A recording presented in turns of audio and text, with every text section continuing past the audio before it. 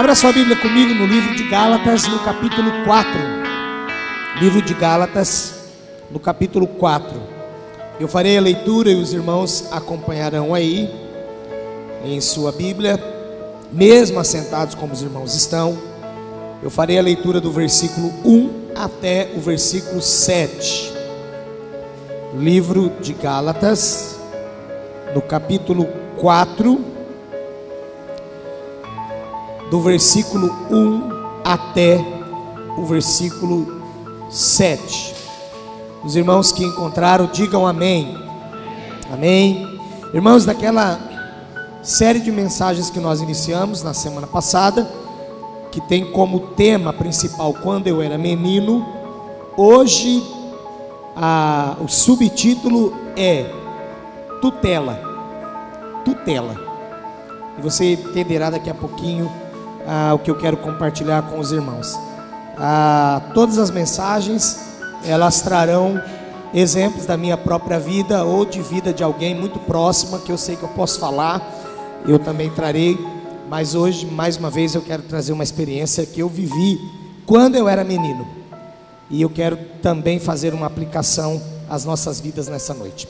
Gálatas 4, de 1 a 7, diz assim a palavra do Senhor: digo, pois, que durante o tempo em que o herdeiro é menor, em nada difere de escravo, posto que é ele senhor de tudo, mas está sob tutores e curadores até o tempo predeterminado pelo Pai. Assim também, nós, quando éramos menores, estávamos servilmente sujeitos aos rudimentos do mundo. Vindo, porém, à plenitude do tempo, Deus enviou seu Filho, nascido de mulher, nascido sob a lei, para resgatar os que estavam sob a lei, a fim de que recebêssemos a adoção de filhos. E porque vós sois filhos, enviou Deus ao nosso coração o Espírito de seu Filho, que clama: Abba, Pai. De sorte que já não és escravo, porém filho, e sendo filho, também herdeiro por Deus. Feche os seus olhos mais uma vez e nós vamos orar. Pai, em nome de Jesus, eu clamo nesse momento mais uma vez a ação do Teu Espírito, porque a Tua palavra é viva, eficaz, poderosa, ela fala por si só. Mas eu peço para que mais uma vez o Teu Espírito nos ajude a compreender aquilo que foi inspirado um dia, e que Ele possa realmente nos revelar qual é a Tua vontade, em nome de Jesus, amém, amém. Irmãos, quando eu era menino, eu achava terrível essa questão de ter um tutor, não os meus pais. Tutor, que eu quero dizer aqui, é alguém de fora, né? Todas as vezes que eu saía para algum passeio, até alguma programação da igreja, eu era um menino muito quietinho, não sei porque que a minha mãe fazia isso, mas ela sempre colocava alguém para cuidar de mim. Eu me lembro uma vez que nós fomos com os jovens da igreja a um rio, uma prainha lá de água doce. Claro, na minha região só tinha praia de água doce, e a minha mãe não pôde ir, nem meu pai. O meu irmão foi, mas o meu irmão tinha atividades, inclusive ele estava responsabilidades, inclusive ele estava responsável pela programação. E ele disse para minha mãe: eu vou ter dificuldade para olhar, não sei, vou abrir um parênteses aqui, não sei se ele estava torcendo para eu não ir mesmo, né? Falando isso para minha mãe. Mas aí a minha mãe encontrou uma irmã lá na igreja e disse: olha, eu acho que o Marcinho não vai, porque não tem quem olha. E a irmã abençoada, chamada Marlene, falou: deixa que eu cuido dele, irmã. Eu deveria na hora ter discernimento, mas uma criança que queria muito ir, ai que bom, a irmã vai cuidar de mim? Ela disse: vou. Ela não fez essa cara, mas hoje eu sei que ela fez. Chegando lá, irmãos, tudo que eu ia fazer, essa mulher: não, sua mãe falou que não. Mãe, como não? Que hora que você conversou com a minha mãe? Mas ela falou que eu sou responsável por você, e você não vai sair do lugar. Aí eu disse: ai meu Deus, pode ir agora? Não, porque o almoço já vai sair. Depois você não vai querer sair da água para almoçar, então espera o almoço. Esperei o almoço. Agora eu posso ir? Não, porque agora faz mal. Você tem que esperar, porque agora faz mal. Você não pode acabar de comer e entrar na água, que dá congestão. Lembra da congestão? Ei meu Deus, que hora que eu posso ir? Irmãos, 2 ou 3 dias que nós ficamos lá, eu entrei uma vez, por causa dessa tutora que a minha mãe me arrumou. A minha avó sempre foi minha tutora também. Toda vez que a gente saía, primeiro que criança sempre cai nisso, né? A avó passava e falava assim: vamos com a avó. Eu deveria lembrar que da outra vez foi chato, mas eu não lembrava. E eu ia, e chegava, quando saía do portão da minha casa, muitas vezes assim, a minha casa se perdia de vista, a minha avó pegava na minha mão. Quem conheceu sabe que ela era, atualmente, né, ela era mais baixa do que eu, mas naquela época um pouquinho maior. Ela segurava forte na minha mão e dizia: daqui agora você não sai. Aí eu dizia: avó, mas eu sei atravessar a rua. Não, você é responsabilidade minha. E apertava a minha mão. E eu dizia: meu Deus, o que eu estou fazendo aqui? Mas isso, irmãos, é porque eu era menino.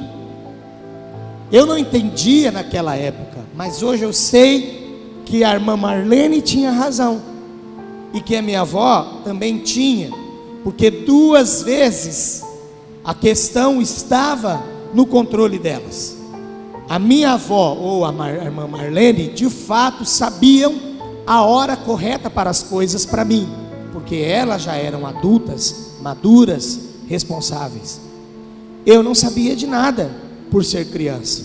Eu interpretava que aquele carro que vinha estava longe, mas a minha avó, que me segurava forte a mão, sabia que o carro estava chegando.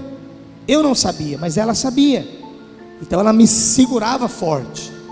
Esse é o papel do tutor para aquele que não sabe como proceder direito, para aquele que não sabe ou ainda não tem responsabilidades assumidas. Aqui o apóstolo Paulo, escrevendo aos Gálatas, ele fala que durante muito tempo em que o herdeiro é menor, ele em nada difere do escravo, mesmo que ele seja dono de tudo, mesmo que ele seja senhor de tudo, ele não difere de nada do escravo, porque ele tem, mas ao mesmo tempo não tem, porque não pode assumir. São os tutores e os curadores que no tempo determinado pelo pai vai liberá-lo para assumir aquilo que ele tem. E isso é um processo muitas vezes longo, e é muito difícil para esperar. Aí ele faz aqui uma colocação a respeito de que, versículo 3, que quando nós éramos menores, ou seja, estávamos servilmente sujeitos aos rudimentos do mundo.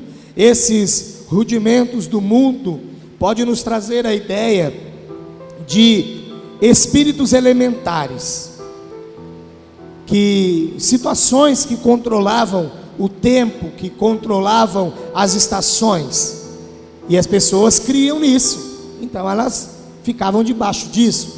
Ele também pode estar falando que quando ainda eles eram menores, ou seja, por não terem ainda conhecido a Jesus, ainda estavam debaixo daquilo que a lei tinha para oferecê-los, e era algo limitado, às cegas, e eles não podiam avançar muito, mas eles eram obrigados a ficar debaixo daquela imposição.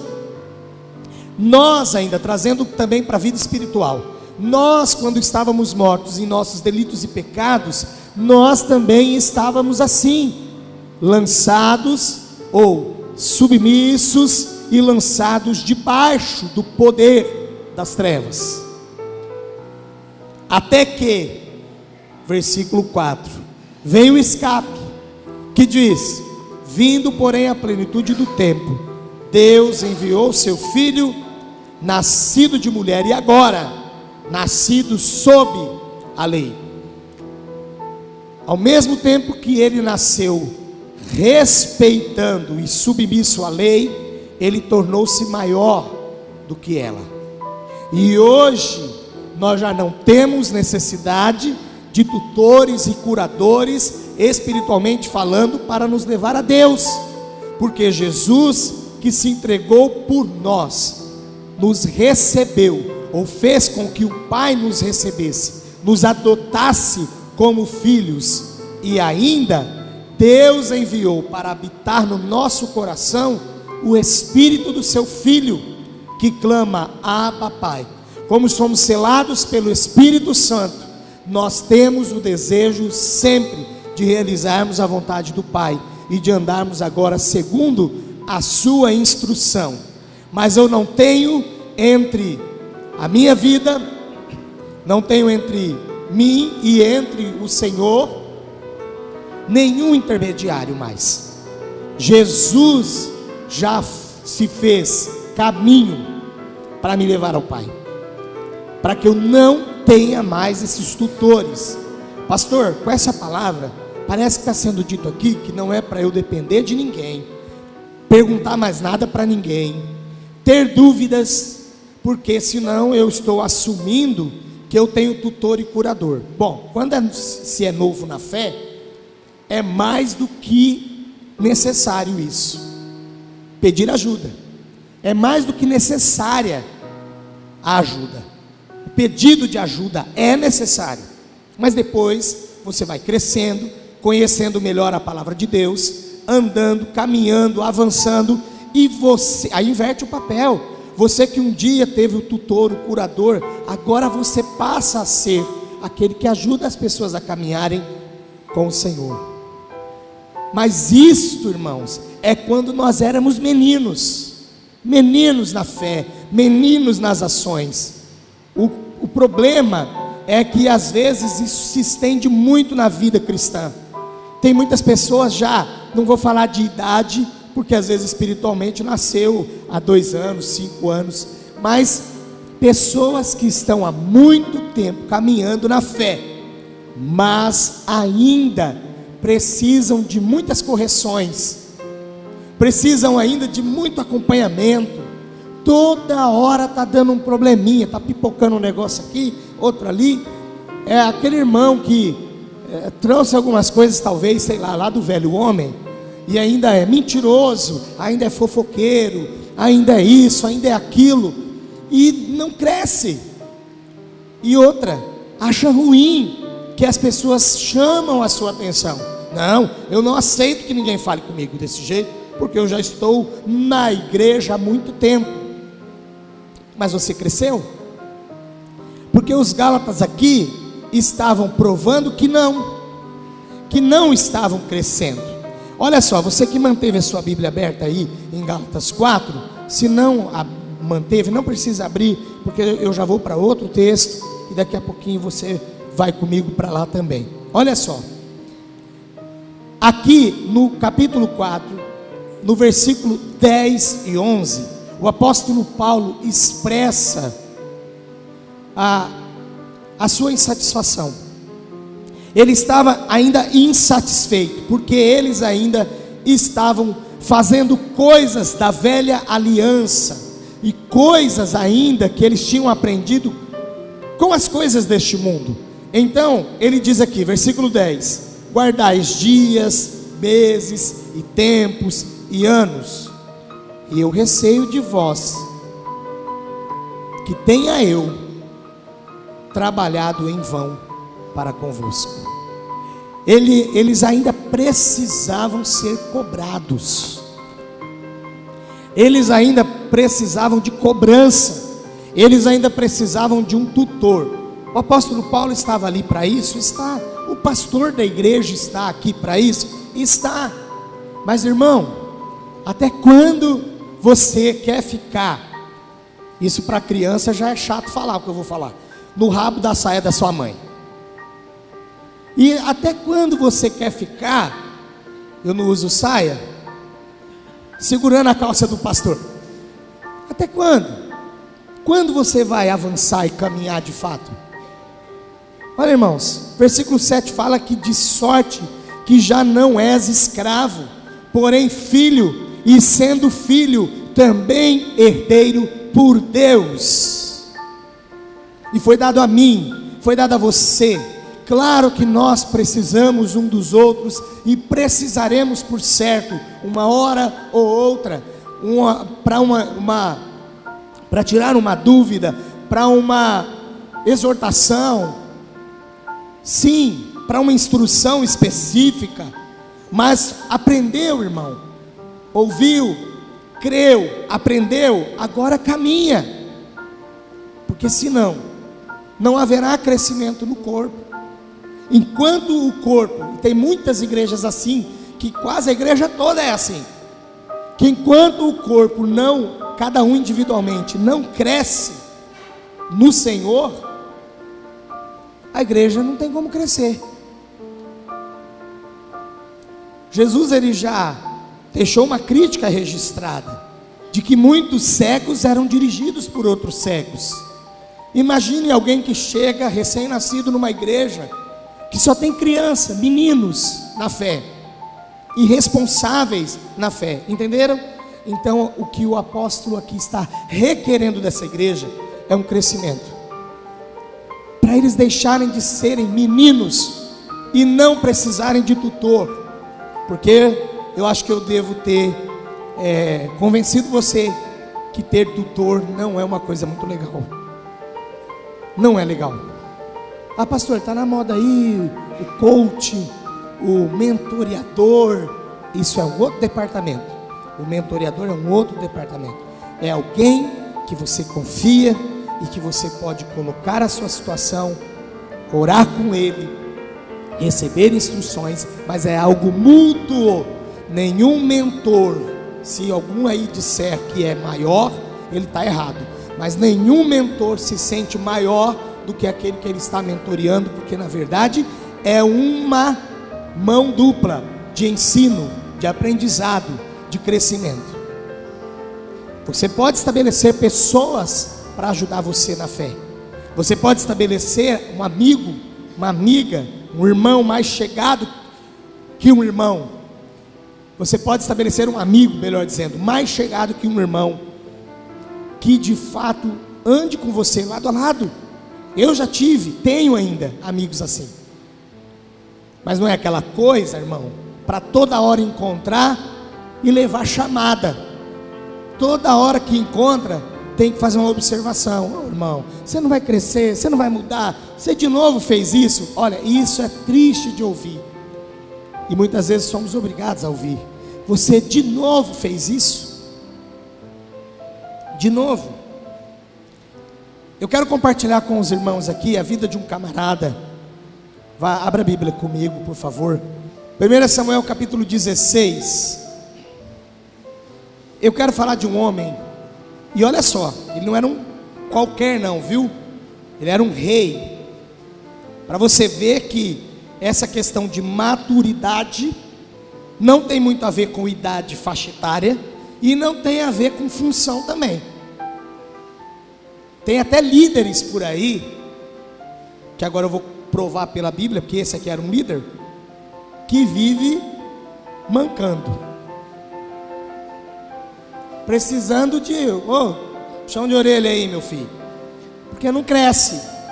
Saul, a primeira tutela que Saul, ou a primeira, vamos chamar de intervenção, para ficar mais fácil a nossa compreensão. Saul, a primeira intervenção que ele recebe, está registrado aqui. Na verdade eu não vou afirmar a primeira, mas eu coloquei 3 situações aqui, que ele precisou receber intervenção. A primeira é essa aqui que eu destaco. 1 Samuel 16:14. Olha só. Tendo-se retirado de Saul o espírito do Senhor, da parte deste, um espírito maligno o atormentava. Bom, eu quero já começar explicando que espírito maligno, para eles naquele tempo, era todo fenômeno que fugia do controle do homem. Se a pessoa estava atribulada, eles já faziam a atribuição à ação de um espírito imundo. Mas agora eu preciso falar aqui com relação ao que foi dito. Como o espírito do Senhor se retirou dele, aí o mesmo Senhor mandou um espírito maligno. É que também naquele tempo toda atribuição, bem ou mal, eles faziam a Deus. Tudo era Deus. Tem um sobrinho meu que chama Pedro, e a mãe dele falava, não sei o que é Pedro. Aí uma hora ele falou assim, tudo é o Pedro, tudo é o Pedro. Então, no Antigo Testamento tudo era Deus. Portanto, nós não vamos aqui teologicamente discutir esse fato. O fato que eu quero discutir com você é que Saul precisou da primeira tutela, da primeira intervenção, porque o Senhor se afastou dele. E por que se afastou dele? Porque ele vinha desobedecendo simultaneamente a Deus. Um rei crianção, gente. Olha as ações desse homem. E quem veio intervir no caso? Vamos lá para o versículo 23. Não feche mais a sua Bíblia, deixe em 1 Samuel 16, versículo 23. E sucedia que quando o espírito maligno vinha sobre Saul, Davi tomava a harpa e dedilhava. Então Saul sentia alívio e se achava melhor, e o espírito maligno se retirava dele. Precisava vir um menino, e ele era menino na idade. Portanto, temente, servo de Deus, comprometido com Deus, para tocar e acalmar o rei. Aqui a gente no mínimo percebe uma inversão de valores, sim ou não? Porque quem deveria estar ensinando quem? Um rei deveria estar ensinando um menino, mas é o menino que ia e arrancava o espírito maligno do couro dele. Embora vamos também dar uma outra explicação que os estudiosos trazem, de que Saul era esquizofrênico. Irmãos, problema na cabeça ele tinha mesmo, porque um camarada cheio de escorregões, e uma coisa atrás da outra. Nós sabemos do peso que ele carregava. Olha o peso que ele carregava. Lembra, se você puxar na história, o povo era administrado, dirigido, orientado por juízes. Aí o povo disse o quê? Queremos um rei, queremos um rei, queremos um rei. O último juiz e profeta Samuel ficou muito triste, mas Deus disse: Samuel, não é você que eles estão rejeitando, eles estão rejeitando a mim, e eu darei um rei na medida certa para eles. E veio. Mas Saul poderia mudar? Poderia, irmãos. Eu não posso falar aqui que ele já estava predestinado a dar errado. Ele poderia mudar? Poderia. Por que não mudou?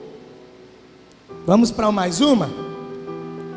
Vamos para mais uma então? Olha a segunda intervenção aqui. 1 Samuel 17, versículo 2. Segunda vez agora, segundo acontecimento, e que Saul precisou de tutela. Vamos lá? Porém, 1 Samuel 17, 2. Porém Saul e os homens de Israel se ajuntaram e acamparam no vale de Elá, e ali ordenaram a batalha contra os filisteus. Na hora dele ir lá arrumar briga, ele foi bom. Olha o menino aí, chegou lá, acampou e chamou para briga. Quem aqui já brigou na escola? E que no final, na aula falava assim: hoje nós dois vamos brigar. Foram lá, se acamparam, olharam o inimigo de longe e fizeram carinha de mal, cruzaram os bracinhos e instalaram a guerra. Aí o versículo 8 diz assim: parou, clamou às tropas de Israel e disse-lhes: para que saís formando-vos em linha de batalha? Não sou eu filisteu e vós servos de Saul?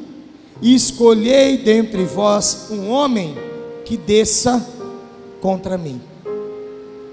Agora quem está falando é o gigante Golias. E ele diz assim: por que está todo mundo, um exército contra mim? Um dia eu assisti uma briga dessa na escola. Tinha 8 para pegar um cara. Aí o cara pegou o material, colocou na calçada e falou assim: olha, tudo bem, eu não vou correr, mas para não ser covardia, vem um de cada vez. Aí começou a ir um embora, o outro embora, o outro embora, o outro embora. Aqui Saul, por ser rei, ele poderia se atirar à frente e dizer para o Golias: eu sou esse homem. Pastor, mas ele era o rei.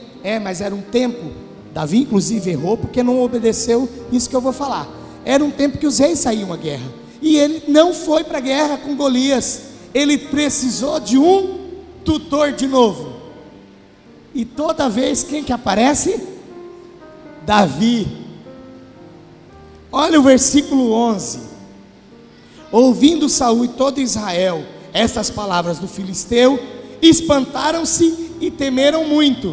Foi isso que ele soube fazer, mas não enfrentar o problema. Foi ele que instalou a guerra. A palavra no versículo 2 diz que ele ordenou a batalha.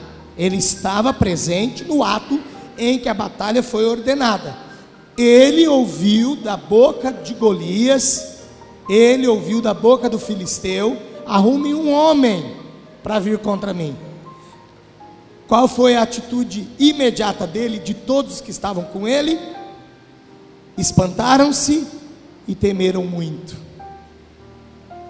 Saul, além de não ir guerrear, agora nós vemos lá no versículo 33 de 1 Samuel 17, que ele ainda tenta desanimar Davi. Davi se apresenta e diz assim: olha, eu quero enfrentar esse homem. E o versículo 33 diz assim: Saul disse a Davi: contra o filisteu não poderá ir para pelejar com ele, porque tu és ainda moço, e ele guerreiro desde a sua mocidade. Alguém já ouviu assim, o que você tem de vida, ou tempo de vida, eu tenho de experiência? Foi isso que Saul quis dizer para Davi com relação ao Golias.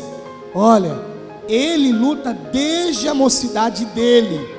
O tempo que ele tem de luta, você tem de vida. A experiência que ele tem com guerras, com batalhas, você tem de vida. Sabe o que Saul não sabia? Sabe o que Saul não pensou na hora? Que quem precisava de tutor toda hora era ele. Quem precisava de gente agarrando ele pelo braço e ajudando: faz assim, rei, não erra mais, era ele. Davi era um homem, embora criança ou menino, não na idade, mas era um homem íntegro diante de Deus. Por isso que ele se levantou, por isso que ele foi. Agora eu vou falar da terceira e última intervenção ou tutela que Saul que o rei procurou, e que essa para mim é a pior de todas, porque agora ele sai da questão de procurar um homem de Deus, pelo menos, porque Davi era um homem de Deus, e agora começa a procurar outras opções. Tudo por falta de conhecimento a Deus, tudo por falta de temor a Deus. 1 Samuel capítulo 28, do versículo 4 até o versículo 7, até o versículo 8, diz assim: 1 Samuel 28, de 4 a 8, diz assim: ajuntaram-se os filisteus e vieram acampar-se em Sunem. Ajuntou Saul a todo Israel e se acamparam em Gilboa. Vendo Saul o acampamento dos filisteus, foi tomado de medo e muito se estremeceu o seu coração.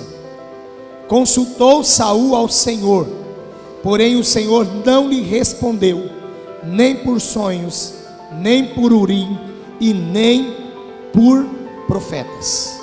Então disse Saul aos seus servos: apontai-me uma mulher que seja médium, para que me encontre com ela e a consulte. Disseram-lhe os seus servos: há uma mulher em Endor que é médium. Saul disfarçou-se, vestiu outras roupas e se foi, e com ele 2 homens.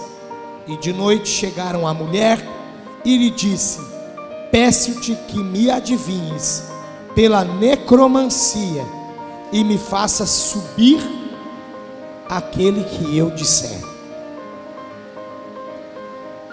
Se você não crescer na presença de Deus, no conhecimento da sua palavra, o seu fim poderá ser esse. Saul não teve vontade de procurar mais Davi. O orgulho provavelmente não deixou.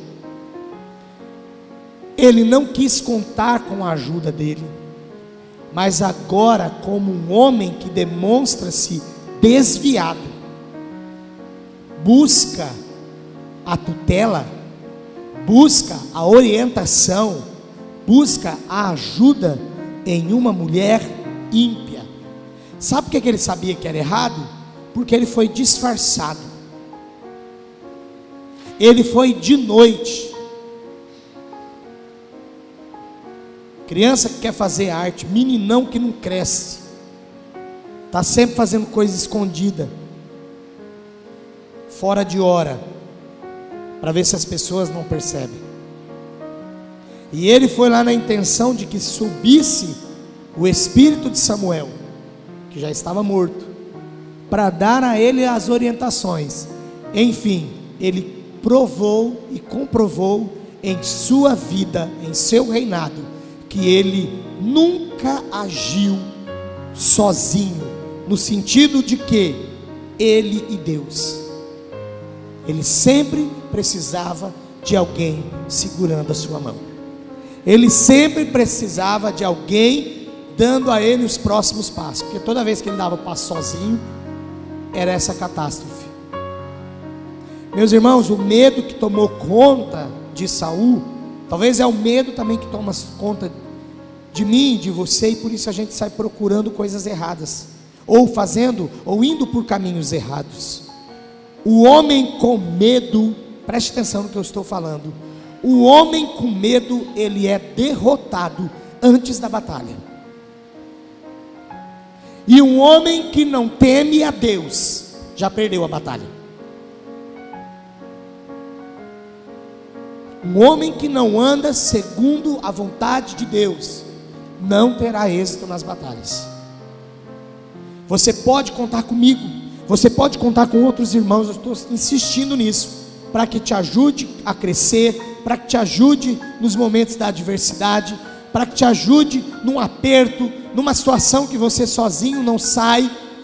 Mas isso tudo precisa servir, ou estas coisas precisam servir para o seu crescimento, porque chega uma hora, irmão, irmã, que você precisa dar um basta nessa questão de tutela. Chega uma hora que você precisa dar um basta nessa questão. Por isso que a maioria das pessoas hoje andam atrás de líderes que colocam cabresto nelas, porque elas não sabem andar sozinhas, elas não sabem andar sem tutor, elas não sabem sem alguém, andar sem alguém dizendo: você tem que orar 7 semanas, senão vai dar tudo errado. Pastor, eu perdi a 3ª, começa tudo de novo. Ai, quando começa? Quando acabar a 7ª. E enquanto isso, não vem a bênção, irmão. Ai, meu Deus. Dá nervoso, não dá? Mas é isso que as pessoas estão fazendo aí fora, porque precisam de tutores, precisam de curadores. E assim tem igrejas e igrejas que não fica só na mais conhecida, não, que tem o sacerdote que pega todos os pedidos de perdão e ainda apresenta a Deus como o tutor, como o intermediador. Não, existem diversos ministérios e igrejas que os líderes estão se apresentando assim, como tutores, e eles estão pegando essa massa de gente, porque essa massa de gente não crê no Deus vivo, não sabem quem elas creem, não, por certo, não entregaram a sua vida a Jesus, entregaram a sua vida a outra coisa, não a Jesus. Pastor, é muito sério isso. Claro que é sério. Eu não estou falando nenhuma brincadeira aqui, é muito sério isso. As pessoas precisam de líderes passando tudo que elas precisam fazer, senão nada vai dar certo. Tem camarada que chega a céu aberto, e chega à luz do dia, e chega transmitindo na televisão, na internet e dizendo: é aqui na minha mão que está a bênção. E quem não tem conhecimento de Deus, do Deus verdadeiro, e quem não tem conhecimento verdadeiramente de Deus, precisa correr atrás dessas pessoas. Olha Saul, parecia uma barata tonta, toda hora não sabia como sair. Ele arrumava problema, mas não sabia sair do problema. É tempo de crescimento, é o que Deus está trazendo para essa igreja, amém? Você precisa olhar para a sua vida hoje espiritual, mas também precisa olhar para outras áreas da sua vida. Se você não tem sido ainda assim, se preocupe, meu irmão, lá no seu trabalho, até quando o seu encarregado precisa chegar e falar para você: oh, essa peça aqui saiu errada. Por que saiu errada? Porque você não regulou o negócio aqui direito. Ai, eu esqueci. Aí lá vai o seu encarregado, o tutor, e regula a máquina para você e fala: é a última vez. Aí você pode deixar, agora eu aprendi. Aí faz, as peças saem certas. Eu já trabalhei na metalúrgica, eu convivi com um camarada que toda vez que dava uma matriz para ele cortar uma peça na prensa, ele colocava a matriz ao contrário e a peça saía ao contrário. Aí depois que já tinha feito um monte, alguém lá na outra ponta da produção: a peça está errada. Aí voltavam nele. Ele nunca aprendia. E gente que deixa para estudar para a prova na última hora, e arruma os tutores da faculdade. Você estudou? Estudei, claro. Na minha classe era um japonês. Estudei. E aí, e aquela pergunta tal, como é que é? Aí o cara tinha que ficar dando aula. Por quê? Não prestava atenção na hora que era para prestar atenção, não copiava a matéria, muito menos estudava. E precisava de tutor na escola. Então às vezes precisa de tutor na igreja, precisa de tutor na escola, precisa de tutor no trabalho. Você não acha que está na hora de parar de ser Saul e ser Davi? Davi errou, irmãos. Davi errou exatamente porque não saiu para a guerra. Mas a hora que ele recebe a visita do tutor, e o profeta conta a história, a parábola da única ovelhinha que o vizinho tinha, a única cabritinha que o vizinho tinha, e quando ele cai em si, que a história era dele, porque ele tinha arrancado a única mulher que o seu servo Urias tinha, ele cai ajoelhado e se arrepende. É disso que eu estou falando nessa noite. Tudo tem que ter um fim, e isso precisa cessar na sua vida. Eu costumo fazer uma análise, não sou psicólogo não, mas eu costumo fazer uma análise. A pessoa está dando muito trabalho na igreja, eu vou pesquisar como é que ela está no trabalho. Geralmente é o mesmo problema lá. Procuro saber como ela está na família, ou com a esposa, ou com os filhos, ou se é um solteiro com os pais. O mesmo problema está dando aqui na igreja. Por quê? Precisa de tutor. Aliás, se você precisa, reconheça que precisa, mas reconheça fazendo um compromisso com Deus. É para ser para valer, Senhor. Agora eu quero aprender para valer. Não é errado ter, o errado é permanecer.